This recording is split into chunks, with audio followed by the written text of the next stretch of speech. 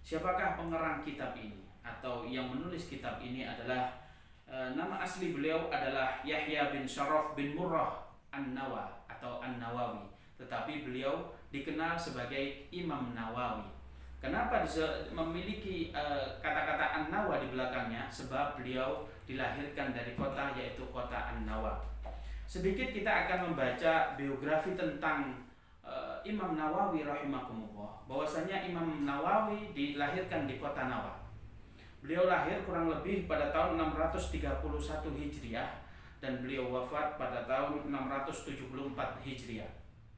Beliau umurnya dikategorikan tidak panjang, kurang lebih 43 tahun saja.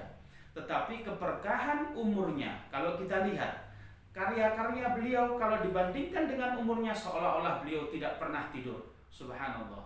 Itulah kelebihan Imam Nawawi yang diberikan oleh Allah. Ada beberapa kelebihan yang lain yang diberikan oleh Allah Subhanahu wa taala kepada Imam Nawawi. Di antaranya kelebihan beliau itu adalah hobi membaca. Dengan hobi ini tetapi apa? Beliau dikucilkan oleh teman-temannya. Kita tahu bahwasanya sudah sunnatullah. Seorang anak itu dia tumbuh dewasa dengan bermain. Oleh karena itu jangan larang anak kita bermain. Seperti halnya cucu Rasulullah Shallallahu Alaihi Wasallam, yaitu Sayyidina Hasan dan Husain, senantiasa bermain dan tidak pernah dilarang oleh Rasulullah Shallallahu Alaihi Wasallam. Tetapi Imam Nawawi yang kecil ini tatkala dia hobi membaca, dibuli, dikucilkan oleh teman-temannya.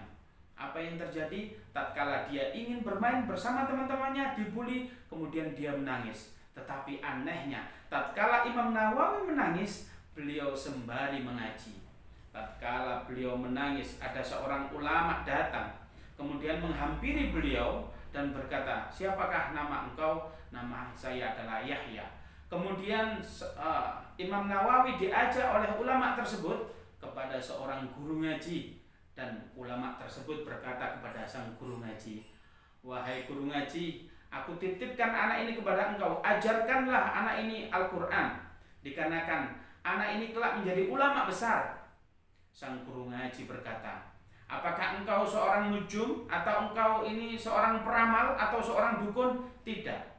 Lisanku ini digerakkan oleh Allah Subhanahu wa taala untuk berkata semacam ini. Allah lah yang menggerakkan sehingga aku berkata kepadamu."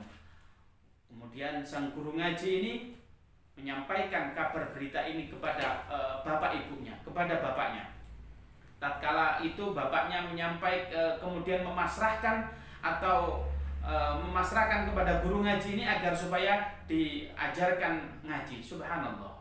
Imam Nawawi mulai belajar ngaji dan alhamdulillah dimudahkan oleh Allah Subhanahu wa taala. Tatkala itu Imam Nawawi hafal, yaitu tatkala umur 6 tahun.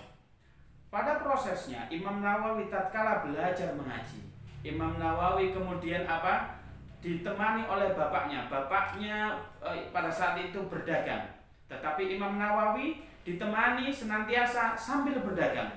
Imam Nawawi diajari berdagang, tapi Imam Nawawi dengan berdagang beliau tidak sibuk dengan dagangannya, melainkan tatkala sibuknya apapun dengan dagangannya, tetapi Imam Nawawi tetap menghafalkan Al-Quran, sehingga beliau umur 6 tahun hafal Al-Quran. Kemudian orang tuanya memutuskan pada saat itu tatkala Imam Nawawi sudah hafal Al-Quran, Imam Nawawi dikirim ke sebuah kota, yaitu kota Damaskus atau kota yang kita kenal dengan kata-kata Damaskus. Beliau disekolahkan di situ. Disinilah mulai Imam Nawawi belajar berbagai ilmu. Diterangkan oleh salah satu murid beliau.